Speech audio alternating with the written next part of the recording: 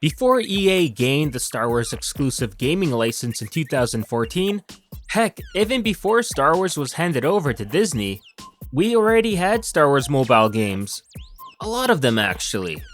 Now some of them weren't all that great in quality, and rightfully so why we don't see them anymore today, as majority of them were cast away from their respective mobile app stores around the time Disney took over the Star Wars IP.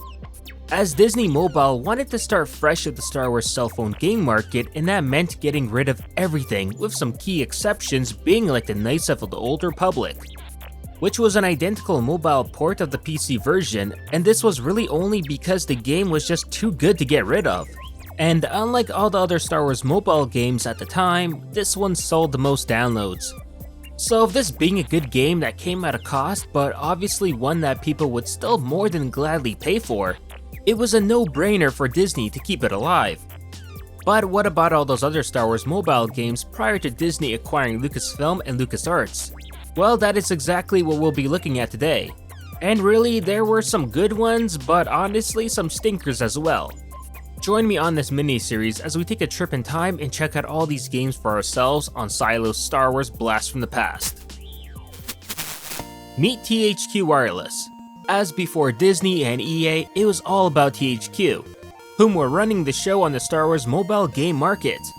Headquartered in Calabasas, California, THQ Wireless was a subsidiary of THQ Inc. With cell phone games taking off in popularity in the early 2000s, Lucasfilm were eager to dip their toe and try their luck in this new and blossoming market. So in 2004, THQ Wireless were handed the keys to the door in being the exclusive developer of Star Wars cell phone games. Their first game, Star Wars Battle for the Republic. This was a mobile strategy game released in 2005 that was set during the Clone Wars and allows the player to play as either the Confederacy or the Galactic Republic in space. The player would control and command their fleet via blocks on a space map, taking turns with the CPU to either deploy or move their ships into battles. For the battles, you would get a pretty cool cutscene each time, which while nice at first would get rather repetitive afterwards, as is pretty much the same thing each time. The objective was to completely wipe out the opponent's red blocks from the map and then move on to the next level. Overall, it was a very ambitious game for its time, but held back because of the cell phone hardware back in the day. Star Wars Grievous Getaway.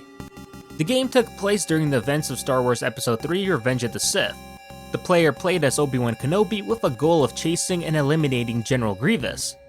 The game only had 5 levels, and after completing the game, it was possible to play it all again, except this time as Grievous, where you would chase Grievous as Grievous?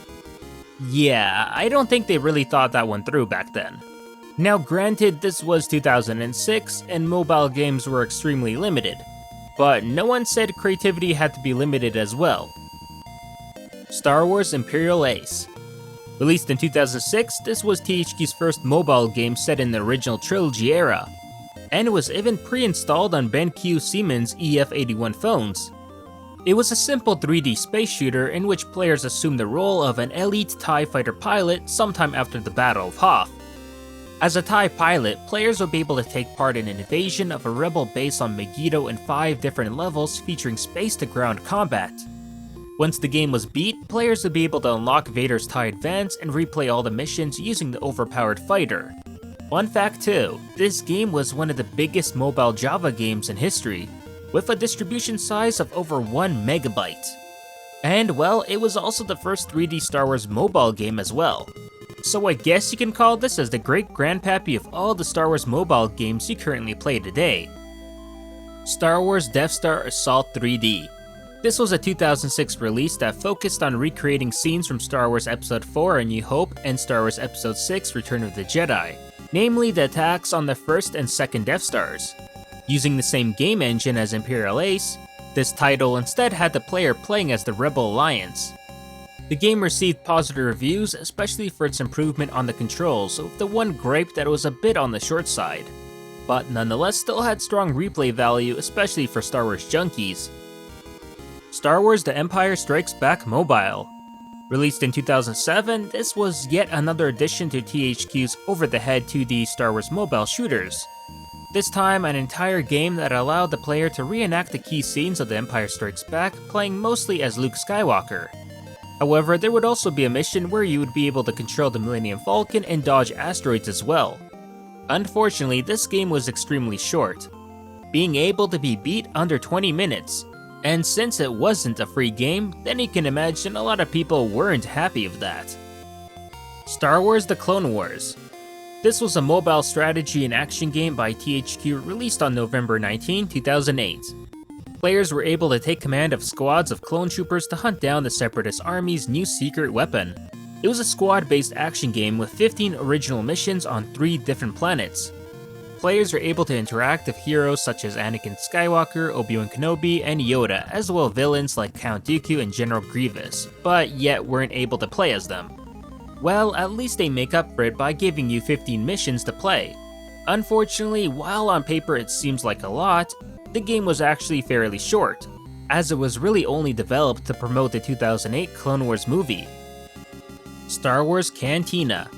Released on April 2, 2010, and set on a generic cantina on Tatooine, the player's task was to see the right beverage finds its way to the right customer. As a reward for a job well done, players would be able to outfit their own cantina with decorations and attractions to appeal even to the most difficult customers. While being a paid game and selling for $4.99, it didn't get favorable reviews due to a lack of fun and intuitive gameplay. The game was short-lived after being repeatedly called the unnecessary and clumsy version of Diner Dash, but with stormtroopers.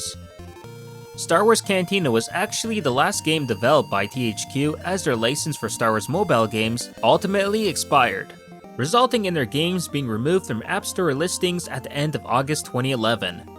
While THQ was a true pioneer in Star Wars mobile gaming, their games never became hits due to being unable to satisfy the Star Wars mobile gamer market, as the games are either far too ambitious for their own good or just too simplistic and short. But guess what? This actually wasn't the end of THQ's contribution to Star Wars mobile gaming, rather only just the beginning. Tune in to part 2 where we'll continue their story. Until next time, this is N7 from Silo, signing off.